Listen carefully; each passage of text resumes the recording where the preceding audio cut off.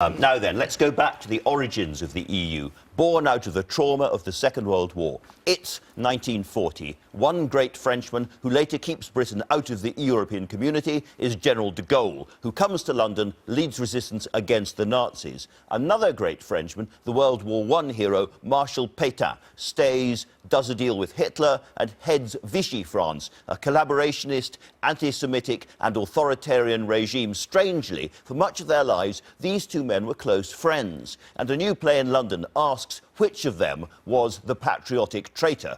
I caught up with Tom Conti, who plays Pétain, and Laurence Fox, who plays de Gaulle. In this scene, Pétain tries to defend his collaboration, much to the contempt of de Gaulle. I inherited the catastrophe. I wasn't responsible for it. How do you think I felt? A hero of the last war to sign on the dotted line. Gave away my soul. I said I'd take defeat on myself, and I did.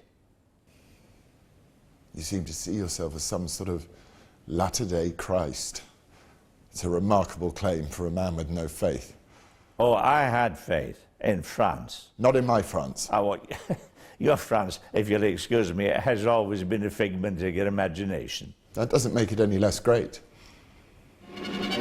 The courtyard of the Palace of Justice in Paris, and the bricked-up window of Marshal Pétain's cell.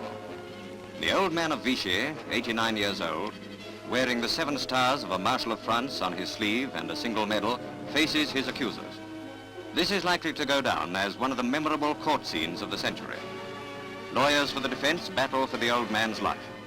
Philippe Pétain, once the hero of his country, now faces a treason charge.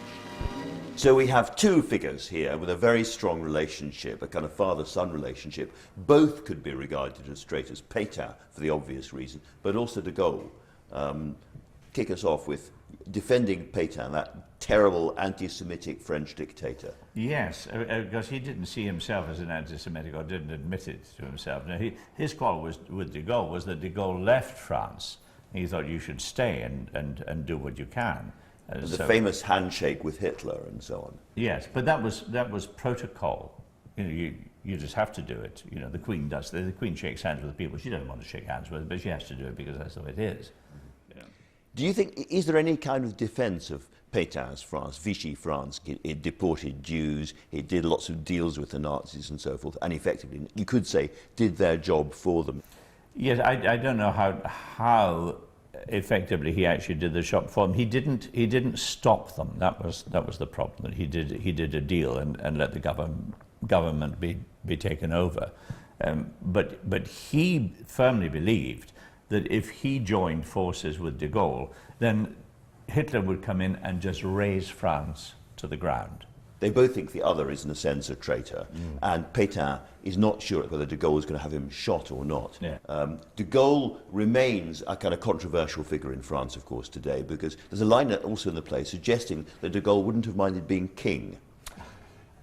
Yes, I think that's one of the moments where you see his humanity and because he becomes self-aware. His self-awareness is one of the peculiar parts of the play, I find, and I deliver it a little bit like a slightly upset little boy. Is that unreasonable for me to want to be king? There's a great line in it that a state is a fact, but a nation is an idea. And this is really about the ideal of nationhood, which again, I guess, is very, very current in France again now. And there is even a lot of sympathy for Pétain in France now, is that right? Yes, the older people continued to see him as a hero. The great First World War defender of Verdun. Yes, absolutely. And as a decent man. I mean, there's no doubt that he did bad things.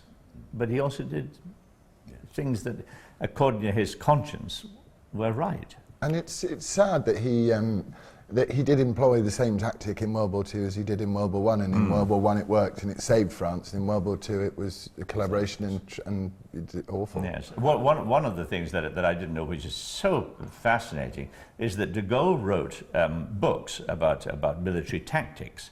No one in France read them. The Germans all read them. Yes, and they used everything that he said in their war, in the Second World War. To make Blitzkrieg, the lightning strike, de Gaulle came up with it. It was his Brilliant. idea. Brilliant idea. So right at the end of the play, there is a fictional scene where Pétain and de Gaulle meet, and Pétain's not sure whether de Gaulle is going to sentence him to death or not. What actually happened to Pétain?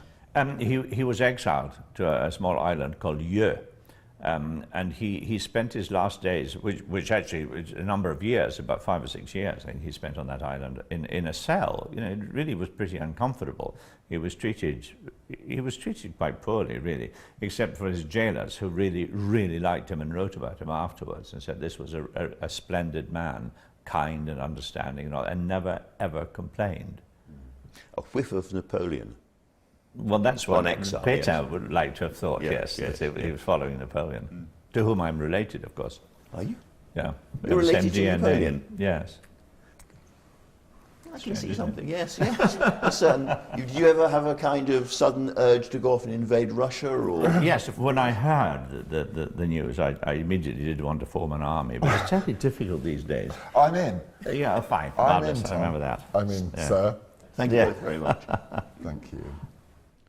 Vive la France and the Patriotic Traitor, a cracking bit of writing by Jonathan Lynn, opens on Wednesday night at the Park Theatre in London.